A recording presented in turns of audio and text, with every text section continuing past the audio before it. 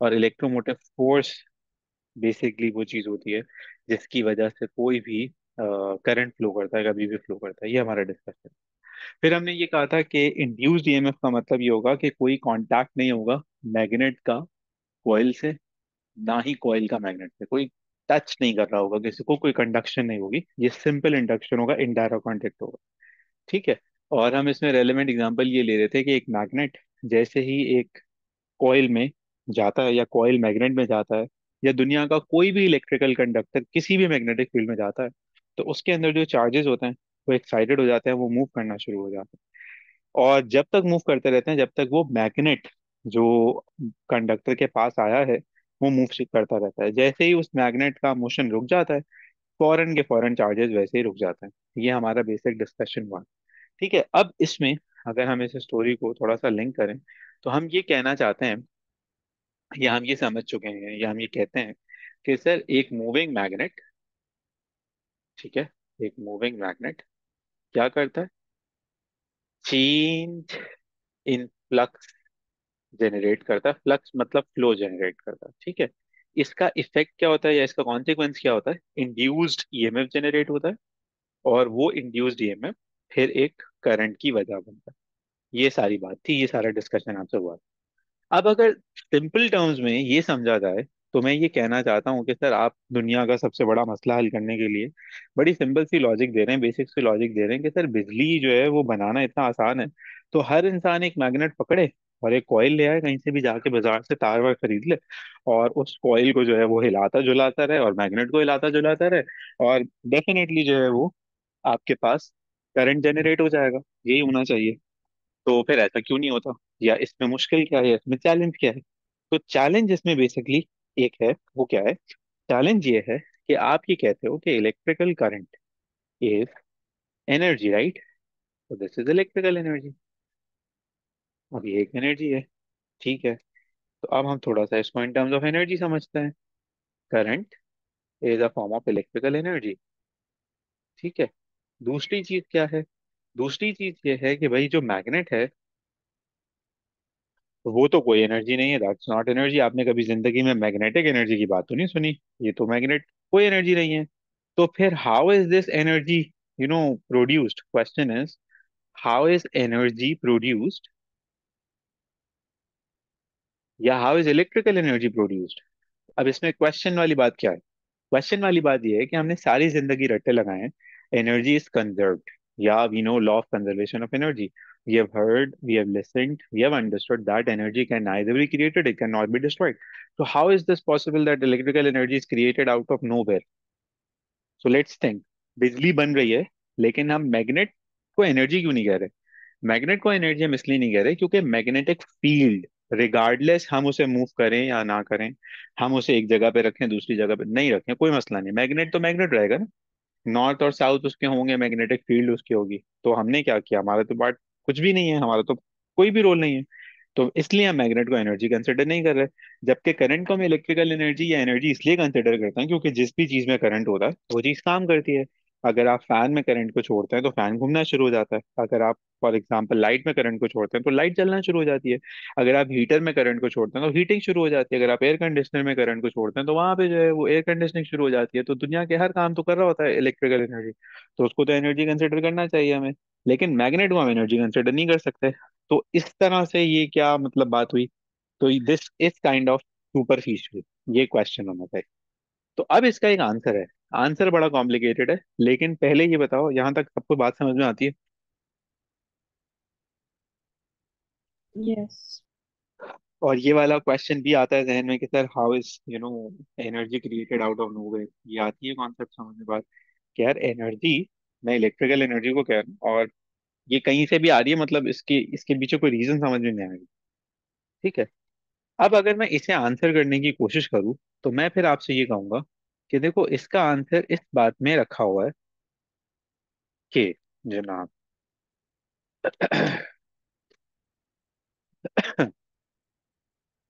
Answer lies in motion of a magnet. Sir, we were not only providing a magnet. What we were doing, we were moving a magnet. So motion मतलब kinetic energy, right? That means magnet के पीछे कोई source होगा जो उसको energy देगा। वो energy motion से रेलेवेंट होगी या वो कोई मैकेनिकल एनर्जी होगी। तो सर आप ये कह ही नहीं सकते कि मैग्नेट ने कुछ नहीं किया। मैग्नेट अगर सिर्फ एक कॉइल के पास पड़ा होता, लेट्स से फॉर एग्जांपल ये कॉइल है, इसके अंदर यहाँ पे मैग्नेट एक रखा हुआ है, बस रखा हुआ है, कुछ भी नहीं हो रहा है, it's there only, so there is nothing happening, no current would be produced. That is what you have done. But when would current be produced? The answer is this: magnet has to move, it has to keep on moving always, either going, inside, outside, either coil has to move. So anything out of magnet or the coil has to move. That motion comes with what? Kinetic energy. So that kinetic energy is the basic source, or mechanical energy is the basic source, or that human, or that may be turbine, that may be pani, that may be koila, that may be nuclear energy, which is producing that output of electrical energy. बात समझ में आई?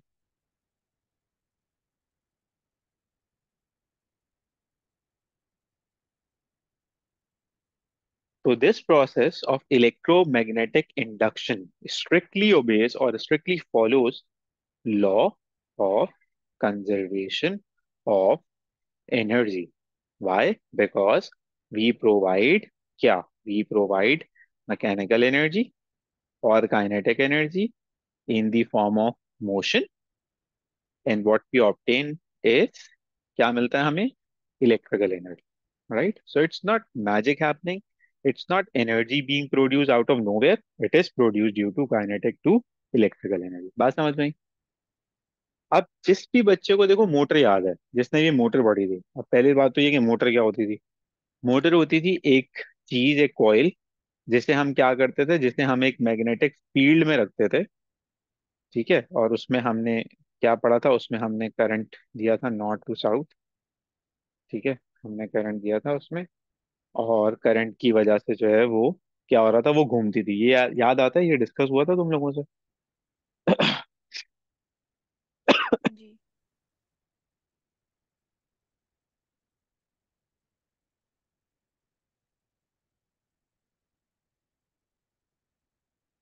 Hello.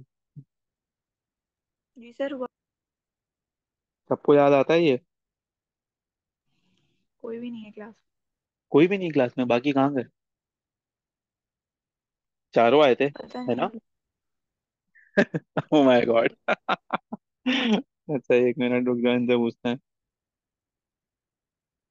Where, ये कब गए? अभी अभी वो disconnect हो गए होंगे। हेलो। वेयर, भाई, ज्वाइन इन, बहुत इंपॉर्टेंट डिस्कशन होने वाला है।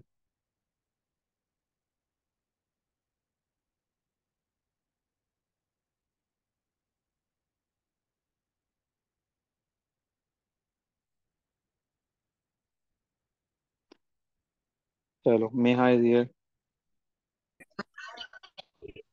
भाई अगर इंटरनेट इशू है तो ज्वाइन तो करो दोबारा से। गायब ही हो गए।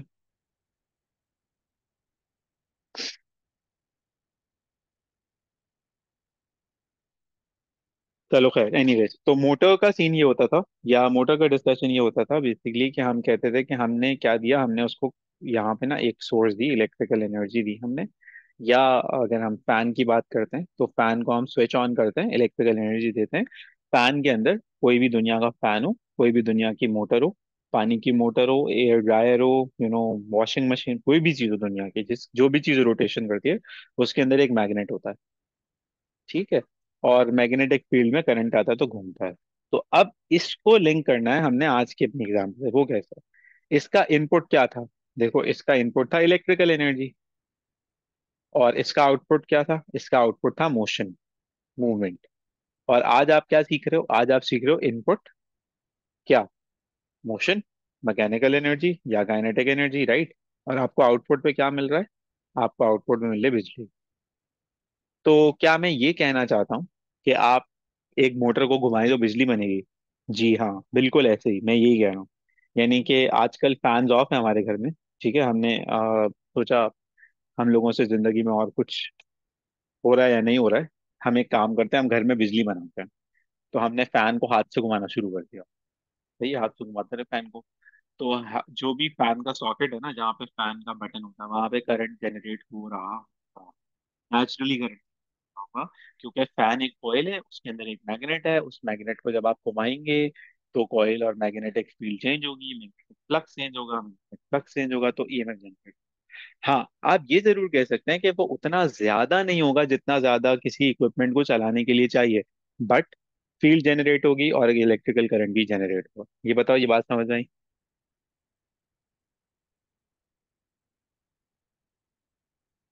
सर एक बार दोबारा रिपीट कर सकते हैं, नेट का प्रॉब्लम था। देखें, अब मैं ये कह रहा था कि अगर हमारे पास एक, फॉर एग्जाम्पल मोटर का केस है, हमने पढ़ा था मोटर का केस, कि मोटर को हम देते हैं करंट और मोटर जो है वो घूमती है, ये हमारा डिस्कशन हुआ था। तो मोटर में, और आज के टॉपिक में जो रेलेवेंस है वो क्या है, मोटर मोटर में हम इलेक्ट्रिकल एनर्जी दे रहे थे और हमें आउटपुट पे मोशन या मूवमेंट या काइनेटिक एनर्जी मिलती है। जैसे फैन को ऑन करते हैं तो फैन के अंदर बिजली जाती है, दैट इज इलेक्ट्रिकल एनर्जी, और फैन घूमता है which is kinetic energy which is motion. ये हम करते हैं। सेकंड इन पे जो दूसरी बात हम कर रहे हैं वो ये कर रहे हैं अभी, कि अगर एक मैग्नेट को हम मूव करते हैं, मैग्नेट को हम धक्का लगाते हैं, चलाते हैं, तो दैट इज मोशन या काइनेटिक एनर्जी, राइट। और उसका आउटपुट हमें क्या मिलता है, इलेक्ट्रिसिटी में। ये हमारा डिस्कशन हुआ था, ये हमने बात की, ये हमने आज पढ़ा। ठीक है।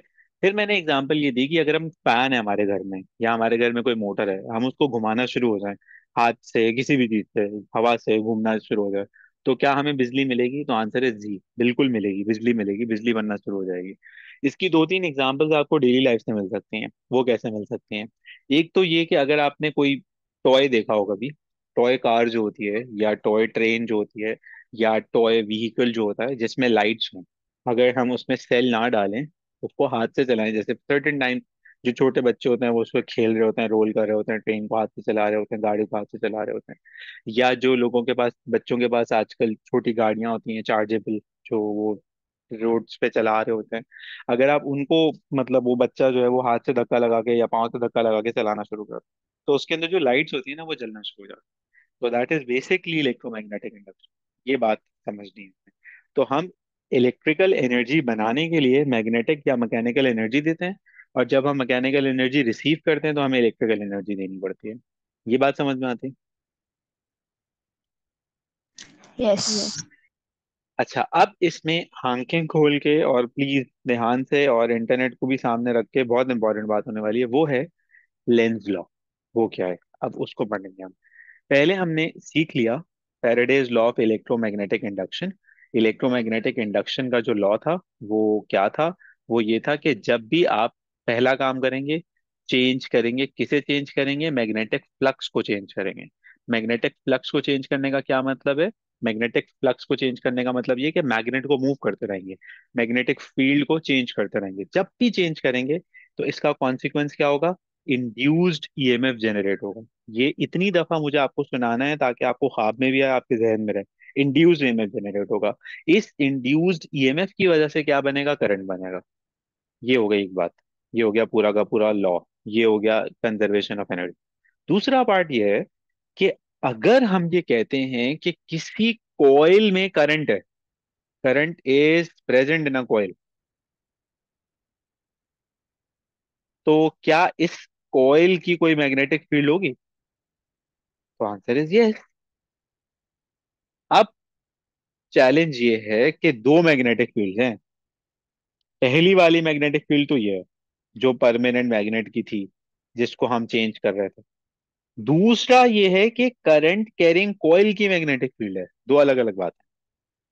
अब इसे हम कैसे समझेंगे? तो सीन वन, मैं आपसे ये कहता हूँ, ध्यान से देखिएगा, मैं आपसे ये कहता हूँ कि ये एक नॉर्थ पोल है, ये एक साउथ पोल है। ठीक है, यानी कि एक मैग्नेट है। इसके बीच में हमने एक जो है ना वो वायर रखी हुई है। ठीक है, और हम वायर को मूव करना शुरू कर दें, तो क्या according to Faraday's law current generate होगा? क्या कहेंगे आप लोग? आंसर इज यस, होगा, होना चाहिए। यही पढ़ा है ना अभी हमने, कि वायर को मूव करें या मैग्नेट को मूव करें, जो भी मोशन में होगा सर करंट जनरेट होगा, राइट। सीन टू, जैसे ही करंट जनरेट होगा, क्या इस वायर में करंट होगा? आंसर है यस होगा। अब क्या इस करंट की फील्ड होगी? तो जवाब है बिल्कुल फील्ड होगी। दुनिया के हर करंट की मैग्नेटिक फील्ड होती है। हम तो एक पूरा चैप्टर पढ़ के आए हैं, हमने तो राइट हैंड ग्रिप लूप भी यूज किया है। तो do you guys understand this कि दो मैग्नेटिक फील्ड हैं? एक किसकी है? एक तो परमानेंट मैग्नेट की है, जो ब्लैक वाली है, ये वाली है। दूसरी किसकी है? जो वायर के अंदर जनरेट हुआ है करंट, जिसे आप कहते हैं इंड्यूस्ड करंट, उसकी है। ये बताओ, ये बात समझ में आई? यस। अब इसको थोड़ा सा फिजिक्स से हट के समझते हैं ताकि जहन में पक्का हो जाए। देखो, मैं आपसे ये कहता हूँ कि हमने बार बार रेलेवेंट एग्जांपल दिए अपने इस केस को समझने के लिए, टीचर और स्टूडेंट भी। ठीक है, ये स्टूडेंट बना लेते हैं। हमने कहा था कि ये जो टीचर गाय है, ठीक है, ये जब मूव करते हुए जाएगा यहाँ पे, तो स्टूडेंट जो है वो अरेंज होते जाएंगे, राइट? स्टूडेंट सीधे होके बैठते रहेंगे और स्टूडेंट जो है वो देखते रहेंगे, और टीचर अगर क्लास में घूमते रहे तो बच्चों का मोशन कंट्रोल होगा, राइट? लेकिन बच्चे भी तो बच्चे हैं ना, बच्चों का भी तो दिल चाहेगा कि वो मस्तियां करें, वो मजाक करें, वो तफरीह करें। फॉर एग्जाम्पल एक टेस्ट हो रहा है, तो टीचर जब यूं जा रहा होगा, तो जाहिर है ये वाला बच्चा देख रहा होगा कि टीचर ने कब इसको क्रॉस किया है। जैसे वो क्रॉस कर लेगा टीचर, अब जाहिर है टीचर के सर के पीछे तो आंखें नहीं है, तो इस बच्चे को जो है ना एक इसका दिल चाहेगा कि ये इधर भी देखे इसमें क्या चल रहा है, ये इधर भी देखे इसमें क्या चल रहा है। इसी तरह से जैसे जैसे टीचर वापस आता रहेगा, तो पीछे वाले बच्चों को जो है वो नजर आने का मौका मिल जाएगा, राइट? आजकल आजकल के बच्चे तो माशाल्लाह बहुत प्रोफेशनल हैं, वो तो कोडिंग में भी एक दूसरे से डिस्कस कर लेते हैं। तो समझाने का क्या मकसद है, एक टीचर की फील्ड है, टीचर की फील्ड की वजह से बच्चा इंसान का बच्चा बना हुआ था। लेकिन बच्चे की भी तो अपनी एक फील्ड है। बच्चा भी तो चाहता है कि वो कुछ करे, वो टीचर को तंग करे। वो बच्चा ही है जो टीचर को तंग ना करे, राइट? तो एक एक्सटर्नल इन्फ्लुएंस है जो किसका है? ब्लैक वाले मैग्नेट का है। और एक इंटरनल इन्फ्लुएंस है। इंटरनल इन्फ्लुएंस किसका है? ये वायर का है। वायर की भी मैग्नेटिक फील्ड है, और किसकी भी मैग्नेटिक फील्ड है? आउटसाइड परमानेंट मैग्नेट की भी मैग्नेटिक फील्ड। अब ये दोनों मैग्नेटिक फील्ड्स हमेशा एक दूसरे से अपोजिट होती हैं। जैसे टीचर और स्टूडेंट होता है, हमेशा एक दूसरे से अपोजिट होता है। अब देखो, इसके ऊपर कोई पर्सनल नहीं लेना, इसको मैं सीरियस एग्जांपल दे रहा हूँ, और बड़े मजे की एग्जांपल है। टीचर का काम है कि टीचर पढ़ाए, बच्चे का काम है कि वो ना पढ़े। वो बच्चा नहीं होगा जो खुद पढ़ने के लिए बेताब होगा, वो एबनॉर्मल बच्चा होगा। उसको पढ़ना होगा तो वो एबनॉर्मेलिटी है भाई, वो बच्चा नहीं है ना। वो क्यों पढ़ रहा है? ये मतलब ये बिल्कुल ऐसे ही है कि कोई आगे मुझे कहे कि सर मैं जो है ना, मेरा दिल चाह रहा है कि मैं नमाज और कुरान पढ़ता रहो पढ़ता रहो पढ़ता, भाई ऐसा ये हो नहीं सकता। ये फरिश्तों के लिए हो सकता है, इंसानों के लिए नहीं हो सकता। हमें बड़ी मेहनत से अपने आप को जो है ना अच्छे काम करने के लिए लगाना पड़ता है। हाँ, हमारा इनहेरेंटली दिल चाहता है कि हम बुरे काम करें।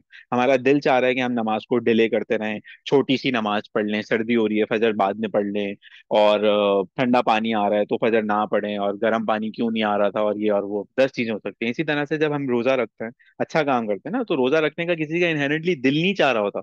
सब बोल रहे होते हैं जी माशाल्लाह बहुत अच्छी बात है, रमजान आने वाला है, रमजान आने वाला है। लेकिन जब किसी से दोपहर में पूछ लो ना, अगर उसका रोजा, उसकी शक्ल देख के पता चल रहा होता है कि उसको कितना अच्छे से रोजा लग रहा है और उसको कितना गुस्सा आ रहा होता है। तो हमें अच्छे काम करने का दिल नहीं चाहता, हमें गलत काम करने का दिल चाहता है। बिल्कुल इसी तरह से भी टीचर और स्टूडेंट एग्जैक्टली अपोजिट होता है। वो टीचर और स्टूडेंट रिलेशनशिप ही नहीं होएगा जहाँ पे टीचर पढ़ाता रहे और बच्चे पढ़ते रहे पढ़ते रहे पढ़ते। ये स्टूडेंट टीचर रिलेशनशिप नहीं होएगा, ये कोई और चीज होगी दुनिया में। ये कोई स्पेशल केस होगा। ये ऐसा नहीं होएगा कि वो बच्चे जो है ना वो रियल बच्चे हों। वो बच्चे जन्नत में होंगे इस वक्त, और वो टीचर भी जन्नत में होंगे, और वो क्लास भी जन्नत में होगी। वो दुनिया में नहीं हो सकते। दैट मीन्स एक इनहेरेंट क्या है, कॉन्फ्लिक्ट है, एक इनहेरेंट फड्डा है। पेरेंट और चिल्ड्रन में भी होता है, सिबलिंग्स में भी होता है, हर एक में होता है। और उसी को मैनेज करने के लिए इंसान जो है ना वो अपने आप को अच्छे और बुरे की वो होती है। यानी कि अगर मुझे मेरे बाबा ने कुछ कह दिया या अम्मा ने कुछ कह दिया और मुझे बुरा लग रहा है, और मैं रिएक्ट कर रहा हूँ, तो फिर मैं जाहिर है बुरा हूँ। बुरा लगेगा, लेकिन मुझे रिएक्ट नहीं करना, मुझे इसीलिए सवाब मिलेगा। यानी कि मेरी अम्मी मुझे जितना मर्जी डांट लें, मेरे बाबा मुझे जितना मर्जी डांट लें, और मैं रिएक्ट करना चाह रहा हूं लेकिन मैं रिएक्ट नहीं करूंगा, तो दैट इज माई गुडनेस। भाई अगर मेरे अंदर रिएक्शन जनरेट ही नहीं हो रहा, मैं कह रहा हूँ हाँ बोलते ना बोलते ना बोलते, तो फिर मुझे नेकी थोड़ी मिलेगी, मुझे कोई सवाब थोड़ी मिलेगा। टीचर ने मुझे डांटा, पूरी क्लास के बीच में डांटा, जलील कर दिया टीचर ने मुझे, और मेरे अंदर ये जनरेट ही नहीं हुआ कि हाँ यार मेरी गलती थी। मैं खुश हूँ, मैं बोल रहा हूँ बहुत अच्छी बात है, बहुत अच्छी बात है, अच्छी बात है टीचर डांटता रहे, तो ये कोई रिलेशनशिप थोड़ी हुआ। ये तो एबनॉर्मेलिटी हुई, राइट? तो जो कॉन्फ्लिक्ट हो रहा है ना यहाँ पे, वो क्या है, दो फील्ड्स का है। एक किसका है, परमानेंट मैग्नेट का। एक किसका है, वो इंड्यूस्ड करंट का। अब ये दोनों हमेशा एक दूसरे के अपोजिट होते हैं, हमेशा एक दूसरे के एंटी होते हैं। This is what Lenz law is. अब ये शायद कुछ समझ में आएगा जब मैं इसकी स्टेटमेंट लिखूंगा। इसकी स्टेटमेंट क्या है? इसकी स्टेटमेंट है direction of induced current is such that it opposes the cause that has produced it। अब देखो ये मैंने कितनी अजीब सी जबान लिखी है ना। मैं ये कहना चाह रहा हूँ कि ये जो इंड्यूस करंट है, या जो इंड्यूस मैग्नेटिक फील्ड है, या जो रेड से बनी हुई फील्ड है, ये इस डायरेक्शन में फ्लो करती है, या ये वो डायरेक्शन लेती है जो किसके अगेंस्ट हो, किसके एंटी हो, इसके एंटी हो। ये वो वजह थी जिसकी वजह से मैग्नेटिक फील्ड बनी है। इसके ही खिलाफ काम करती है ये हमेशा। तो अब पहले इसकी एग्जाम्पल लेते हैं, फिर मैं आप लोगों से दूसरी एग्जाम्पल का डिस्कशन करूंगा ताकि आपको ये समझ में आ जाए। बहुत ही आसान और मजे की बात है। लेट्स से नॉर्थ था, ठीक है, ये कॉइल है। अब मेरे साथ आंसर करना और मुझे रिस्पॉन्स करते रहना साथ साथ, ठीक है। अगर नॉर्थ मैग्नेटिक फील्ड या मैग्नेटिक सब्सटेंस ये इस कॉइल के अंदर जाता है इस तरह से, तो question is current generated? Answer is yes. Is that correct?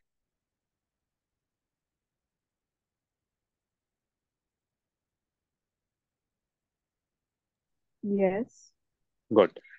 Second thing, current तो जनरेट हो गया, इंड्यूस करंट है, तो क्या इस करंट की कोई मैग्नेटिक फील्ड होगी? Second question.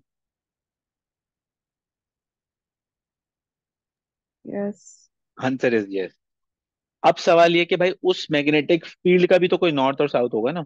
तो वो मैं कैसे दिखाऊं? तो वो मैं ऐसे दिखाऊंगा कि भाई अगर यहाँ नॉर्थ आ रहा था ना, तो ये जो रेड वाली फील्ड होगी जो भी इस कॉइल की बन रही होगी, उसका यहाँ पे होगा नॉर्थ। अब ये नॉर्थ जो रेड से शो हो रहा है, ये किसका है? ये कॉइल का मैग्नेटिक इफेक्ट है। ये जो ब्लू से शो हो रहा है, ये क्या है? ये परमानेंट मैग्नेट। परमानेंट मैग्नेट है। ये वो चीज थी जिसने करंट बनाया है। अब सवाल ये है कि इसका नॉर्थ है, तो इसका भी क्या बन रहा है? नॉर्थ। तो ये एक दूसरे को रिपेल कर रहा है ना, इनकी इनहेरेंट नेचर तो रिपल्जन है ना। नॉर्थ नॉर्थ को रिपेल करता है।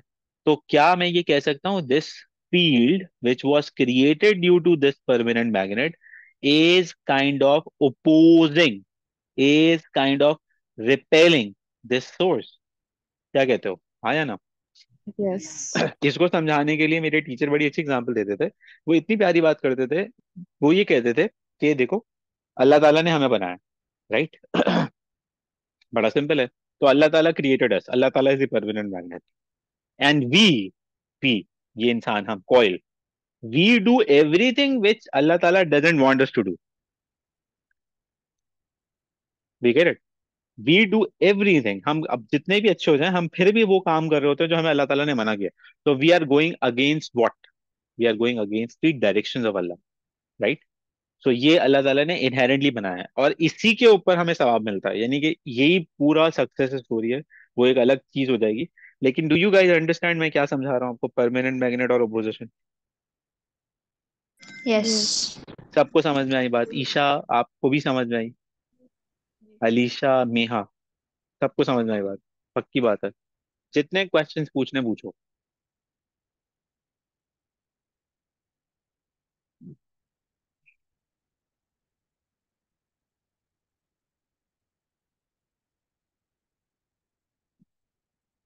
ओके, अब देखो दूसरा केस। दूसरा केस क्या हो सकता है? मैं आपसे ये कहूँ कि इस मैग्नेट में, जो परमानेंट मैग्नेट है, उसका नॉर्थ अप्रोच नहीं करता, उसका साउथ अप्रोच करता, फिर क्या होता?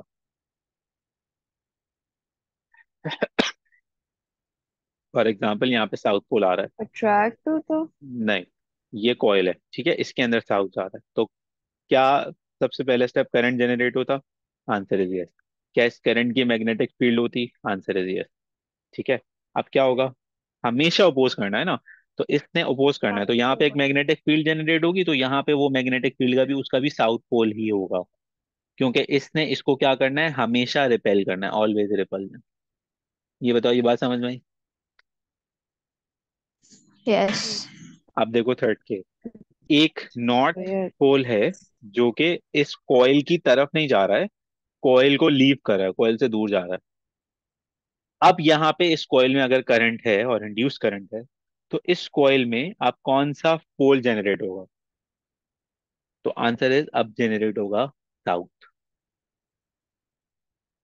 क्यों साउथ जनरेट होगा? इसलिए साउथ जनरेट होगा कि हम इसको दूर लेके जाना चाह रहे हैं ना, राइट, हम इसको दूर लेके जाना चाह रहे हैं। तो ये, इसने हर वो काम करना है जो इसके अपोजिट हो। तो अब ये यहाँ नॉट जनरेट करेगा, अगर अगर यहाँ नॉट जनरेट करता तो वो तो खुद इसको रिपेल करता, तो ये आराम से दूर चला जाता। तो अब ये क्या जनरेट कर रहा है? साउथ। ये बुलाना चाह रहा है उसको अपनी तरफ, अट्रैक्शन शो करना चाह रहा है, लेकिन असल में तो ये दूर जा रहा है। तो यू गाइस गेट दिस? जो भी परमानेंट मैग्नेट करेगा ना, बिल्कुल उसका उल्टा करना है इसका। इसी तरह से अगर साउथ जा रहा होता है यहाँ से, ठीक है, देन व्हाट हैपेंस? तो यहाँ पे क्या जनरेट होता? North. Do you guys get this? Yes. So what is Lenz law? Lenz law states that the direction of induced current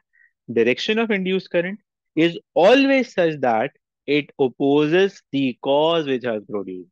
जिसने भी उसको बनाया है वो उसके खिलाफ ही काम करेगी, उसके एंटी जाएगी, उसके अगेंस्ट जाएगी।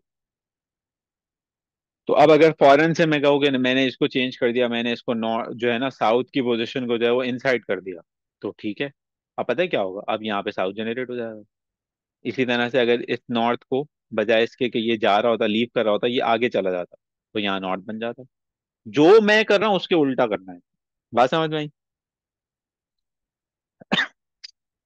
Yes. Yes. गुड।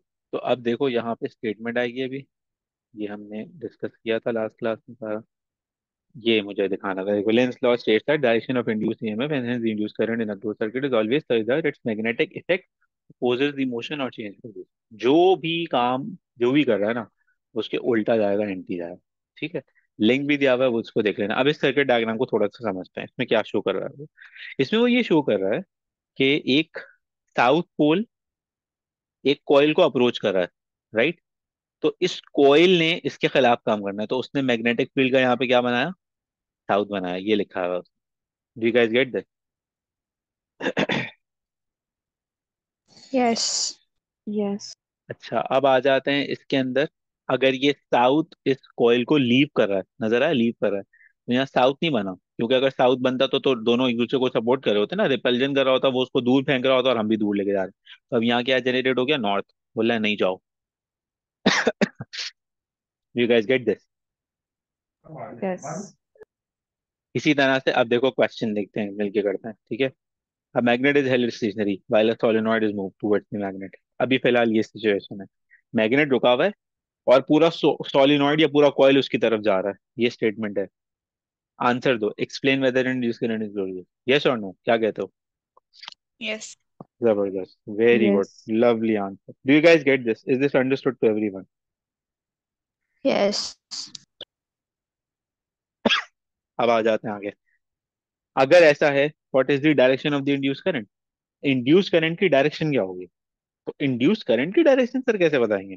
बड़ा सिंपल है, करंट की डायरेक्शन नहीं बताओ, मैग्नेटिक फील्ड की बता दो, करंट की खुद ही समझ में आ जाएगी। भाई अगर ये इसके पास जा रहा है और यहाँ पे नॉर्थ है, तो यहाँ क्या बनना चाहिए? नॉर्थ बनना चाहिए ना, क्योंकि नॉर्थ नॉर्थ को क्या करेगा? रिपेल करेगा। Is that understood? Yes. अब मुझे Yes. याद कराना है आपको, हमने एक ऐसा रूल पढ़ा था जो सोलिनॉइड के लिए वैलिड था। वो क्या था? वो था राइट हैंड ग्रिप रूल। याद आया? उसके तहत हम ये बात बताते थे कि जो हमारे पास थंब है वो कहाँ पॉइंट करेगा? नॉर्थ। तो अगर मैं अपने राइट हैंड को रखूं इस तरह से कि उसका थंब यहाँ पे हो, यानी कि मैं अगर राइट हैंड बनाऊं अपना यूं करके, तो मेरा जो फिंगर्स हैं वो इस तरह से बनेंगे ना, ये नेल्स होंगे ऊपर यूं करके आ जाऊंगा, राइट। तो उसमें जो करंट फ्लो की डायरेक्शन होगी वो क्या होगी? यहाँ से आउट होगी, डॉट का मतलब आउट ही होता था ना, और यहाँ से क्रॉस होगी। यानी कि अगर मैं अपनी फिंगर बना के दिखाऊँ आपको इसके ऊपर, तो उसको यू बनना चाहिए,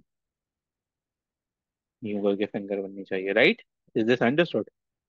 यार चीता डायग्राम बना रहा हूँ मैं, कितनी अच्छी डायग्राम बना रहा हूँ, oh my God, I am so genius. तो ये जो फिंगर्स हैं, ये यहाँ से इमर्ज हो रही हैं, और यहाँ पे नेल है, ये नेल है, ठीक है, ये नेल साइड है, यहाँ से it they are going inside, that's out. तो ये वाली डायरेक्शन क्या होगी? यूं। उसको कैसे एक्सप्लेन करेंगे? This is counter clockwise. तो करंट की डायरेक्शन क्या हुई?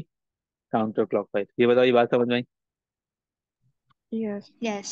अब सोचो इसके कितने मार्क्स होते हैं, 4 नंबर होते हैं इस मजाक के, और बच्चे गलत करके आते हैं।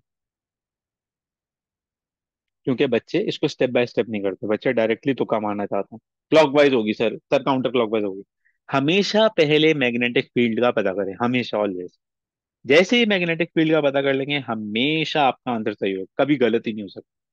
और कोई दुनिया का फॉर्मूला नहीं है, कोई मैथ्स नहीं है, कोई कैलकुलेशन नहीं, सिर्फ ग्रिप रूल है और सिर्फ अकल का इस्तेमाल करना बस। ये इस चैप्टर की बेस्ट। ये इलेक्ट्रोमैग्नेटिक इंडक्शन वाला जो चैप्टर है ना, ये स्कोरिंग है, 100% मार्क्स आते हैं बच्चों के, या फेल होते हैं बच्चे से। क्यों 100% आते हैं? क्योंकि कोई क्वेश्चन में न्यूमेरिकल नहीं होता, कोई फार्मूला नहीं होता, कोई वर्किंग नहीं होती, कोई बहुत लंबी चौड़ी जो है वो अंग्रेजी नहीं लिखनी होती, कोई पैराग्राफ राइटिंग नहीं होती। आंसर होता है सिंपल, यस और नो। डायरेक्शन होती है clockwise anti clockwise, magnetic poles होता है नॉर्थ साउथ, करंट जनरेट हुआ यस और नो, ये सवाल होता है बस। ठीक है, अब चलते हैं आगे। अच्छा, अब बताओ कि क्या होगा।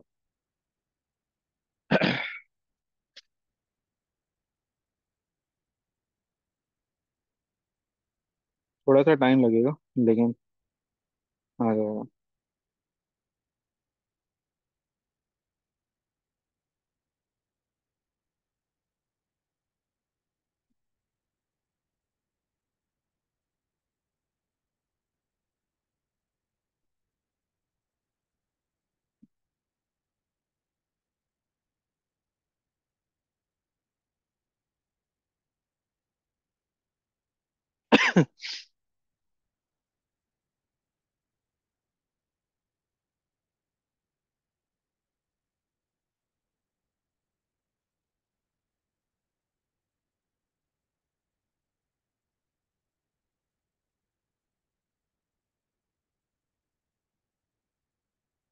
तो क्वेश्चन से कि इस स्विच को अगर हम क्लोज कर दें तो क्या होगा?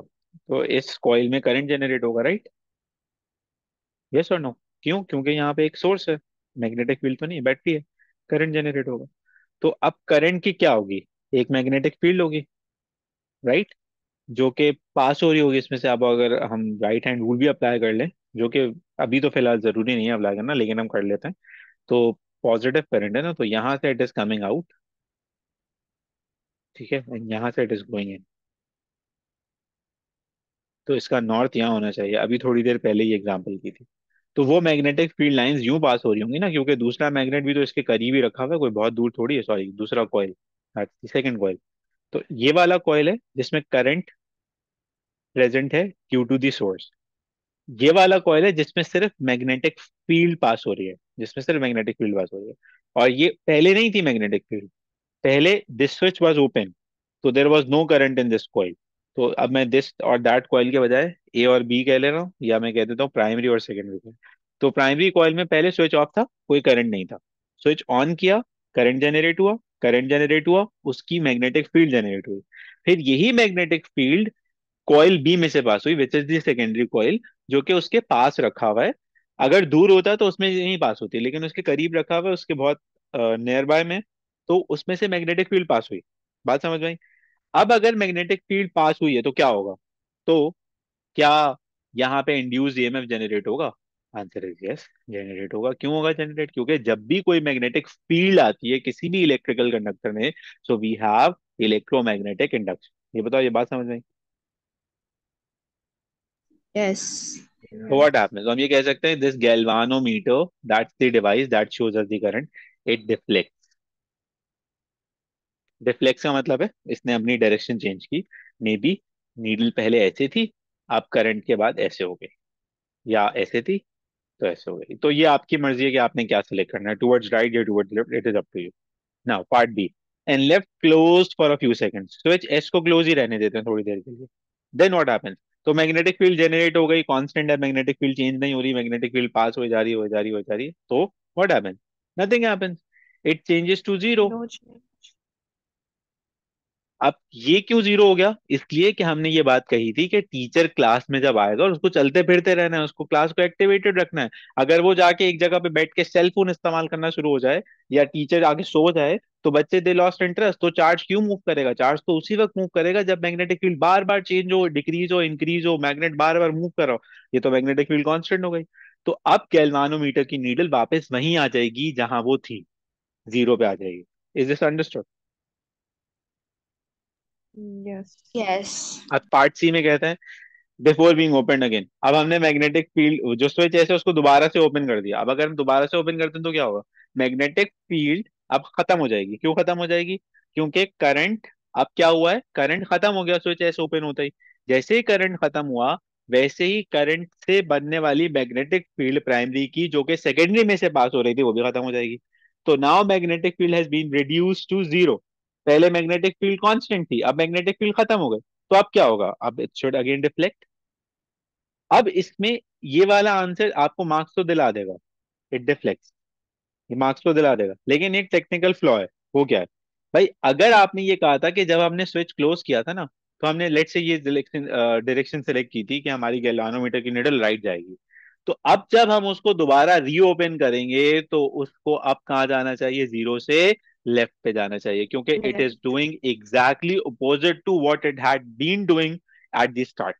तो अगर किसी बच्चे ने पहले लिखा था लेफ्ट, तो अब उसको राइट लिखना चाहिए। किसी ने पहले लेफ्ट लिखा था, अब राइट लिख दिया। किसी ने पहले राइट लिखा था, अब उसे लेफ्ट लिखना चाहिए। लेकिन डिफ्लेक्शन लिखने वाले को भी नंबर तो मिल जाएंगे। ये बताओ, ये बात समझ आई? Yes. Yes. अब मैं आपको इसकी एक बड़ी सोचने वाली एग्जांपल देता हूँ कि यार ये जादू नहीं हो रहा। एक मैग्नेट के बरा मतलब एक वायर है, बी में तो एक वायर है ना, उसके अंदर तो कोई करंट नहीं है। उसके बराबर में एक मैग्नेटिक इफेक्ट है, उसकी वजह से उसमें भी करंट जनरेट हो रहा है। तभी इसी वजह से कहा जाता है बिजली की चीजों के पास मत खड़े हो। सर हम तो घर में हर वक्त बिजली की चीजों के पास खड़े होते हैं। भाईजान हम हर वक्त घर के अंदर बिजली की चीजों के पास नहीं खड़े होते। सेल फोन का भी इस्तेमाल क्यों मना करते हैं डॉक्टर्स? आपको पता है मना करते हैं? इसलिए मना करते हैं, इलेक्ट्रोमैग्नेटिक इफेक्ट है भाई। आपका फोकस खत्म हो जाता है, आपका दिमाग मेमोरी लॉस शुरू हो जाएगा, आप जल्दी से बुढ़े हो जाएंगे, आपको गुस्सा ज्यादा आएगा, आपका बीपी ज्यादा बढ़ेगा। समझ आई? मैग्नेटिक फील्ड दिमाग की, वो जो है ना एक्सटर्नल मैग्नेटिक फील्ड से इंटरेक्ट कर करके पागल हो जाती है। तभी हमारे पास आजकल अजीब अजीब से बच्चे आ रहे हैं। खैर एनीवेज, तो ये पूरी अंग्रेजी है। ये लेफ्ट हैंड ये तो खैर हम बाद में करेंगे, अब हम पढ़ेंगे जनरेटर। तो जनरेटर पढ़ने से पहले मैं चाहता हूँ कि आपको ये सब कुछ आता हो, तो आप लोग इसको देखें, समझें, पढ़ें। उसके बाद मुझे बताइएगा। स्लाइड्स में आई थिंक भेज चुका हूँ आपको, क्लास का लिंक मैं अपलोड कर दूंगा। कोई क्वेश्चन है किसी के साथ?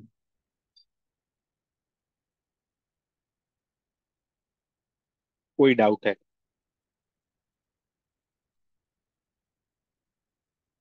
कोई बात जो पूछनी हो?